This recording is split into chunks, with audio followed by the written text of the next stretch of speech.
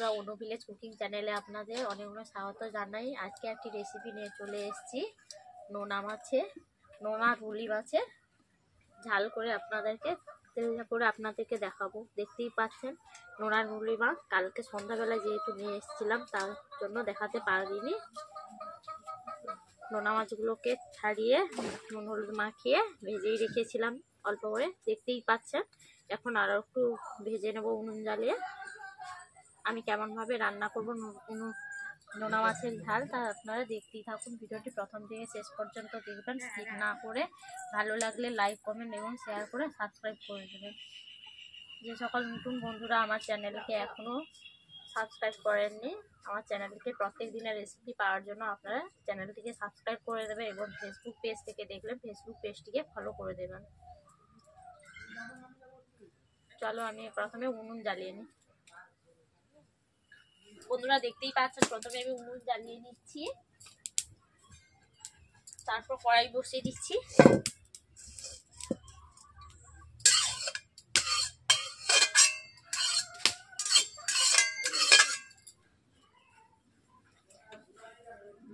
কড়াইটা গরম হয়ে গেছে, প্রথমে আমি তেল দিয়ে দিচ্ছি।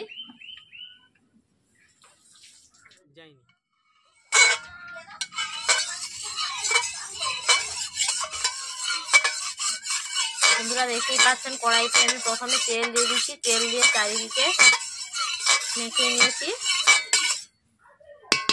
এরপর মাছগুলোকে ভেজে রাখা মাছগুলোকে আমি আবারও হালকা করে ভেজে নিচ্ছি।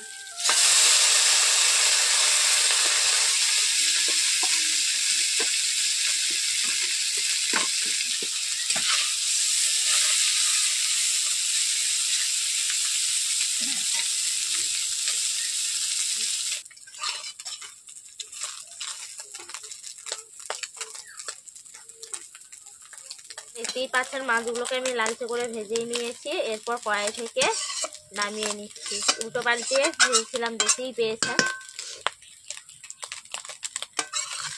এরপর কড়াই থেকে তুলে নিচ্ছি।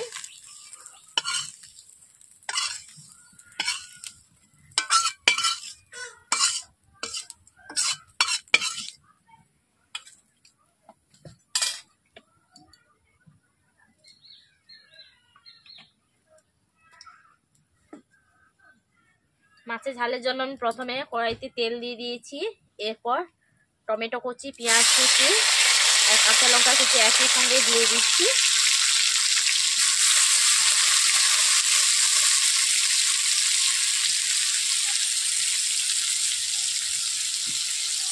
এরপর পেঁয়াজগুলো গলে যাওয়ার জন্য আমি অল্প করে নুন দিয়ে দিচ্ছি।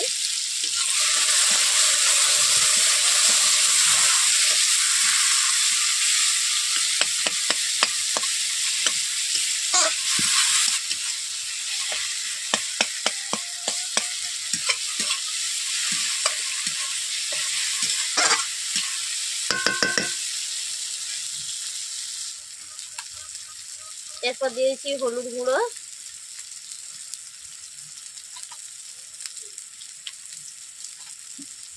দিয়ে দিয়েছি 2 চামচ, আর দিয়েছি লঙ্কা গুঁড়ো 1 চামচ, যেহেতু কাঁচা লঙ্কা দিয়েছি। এরপর পেঁয়াজগুলো ব্রাউন কালার চলে এসছে, তার জন্য আমি লঙ্কা হলুদ একই সঙ্গেই দিয়ে দিলাম। এরপর দিয়ে দিচ্ছি আগে থেকে কেটে রেখেছিলাম বেগুন আর আলু করে। দেখতেই পাচ্ছেন আলুগুলোকে কেমন করে কেটেছি, বেগুনও কেটেছি। তার জন্য আমি বেছে বেছে আলুগুলোকে প্রথম দিয়ে দিচ্ছি। কেটে ধুয়ে রেখেছিলাম আলুগুলোকে আমি প্রথম দিয়ে দিচ্ছি, এখন বেগুন দেব না।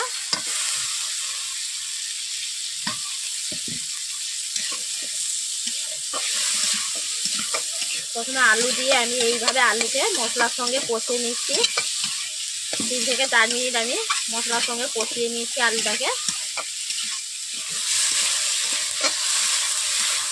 বন্ধুরা দেখতেই পাচ্ছেন আলুটাকে আমি কষানো হয়ে গেছে, মশলা থেকে তেল ছিটিয়ে আছে। দেখতেই পাচ্ছেন মশলা সমেত আলু কষিয়ে নেওয়া হয়ে গেছে।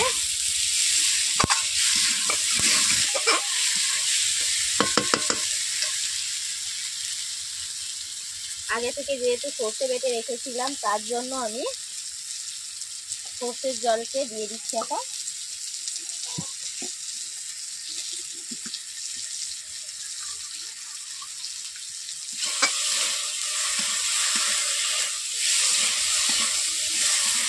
ডাইরেক্ট সর্ষের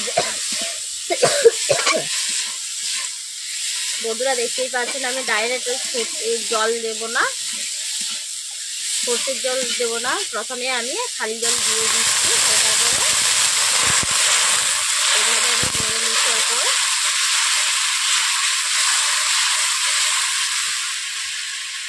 এরপর আমি সর্ষের জল দিয়ে দিচ্ছি। এখন বন্ধুরা দেখতে পাচ্ছেন আমি এখন স্বাদ মতো নুন দিয়ে দিচ্ছি।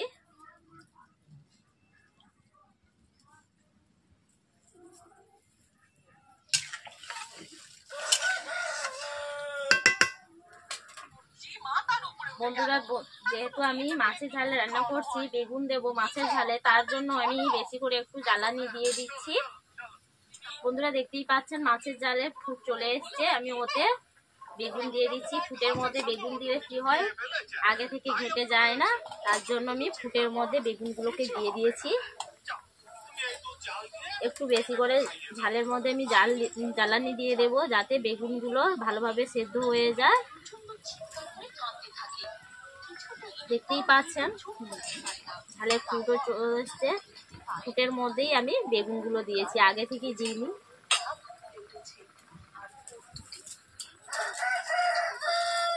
মাছের ঝালটাকে আমি 5 থেকে 7 মিনিট ফুটিয়ে দেবো বন্ধুরা।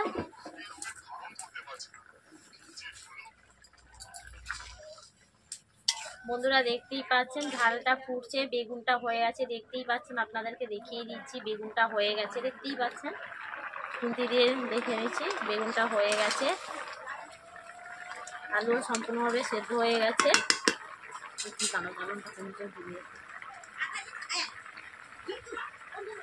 এই ঝাল ফুটছে, ওর মধ্যে দিয়ে দিচ্ছি মাছ।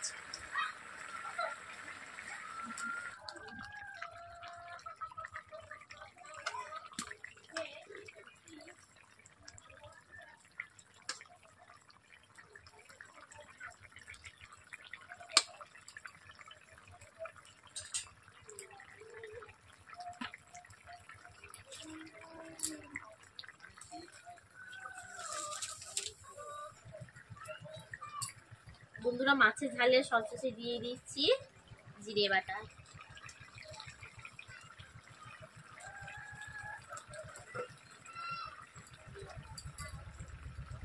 জিরে বাটা না দিলে মাছের ঝালের মধ্যে ভালো লাগে না, তার জন্য জিরে বাটাটাই অন্যরকম স্বাদে অনুভূতি, তার জন্য আমি জিরে বাটাটাই দিয়ে দিলাম।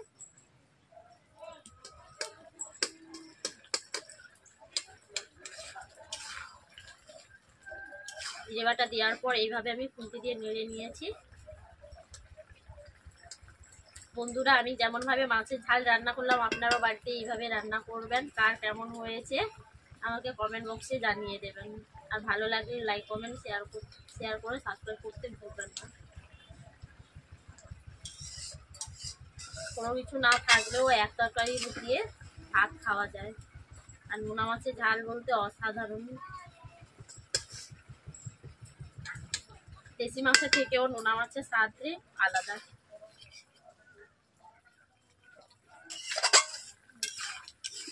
বন্ধুরা দেখতেই পাচ্ছেন মাছের ঝালটা আমি মাখামাখাই রেখেছি, দেখতেই পাচ্ছেন বুঝলেই পুরো মাখামাখি হয়ে গেছে। আমার রান্না করা আজকে কমপ্লিট হয়ে গেছে, কড়াই থেকে নামিয়ে নিচ্ছি।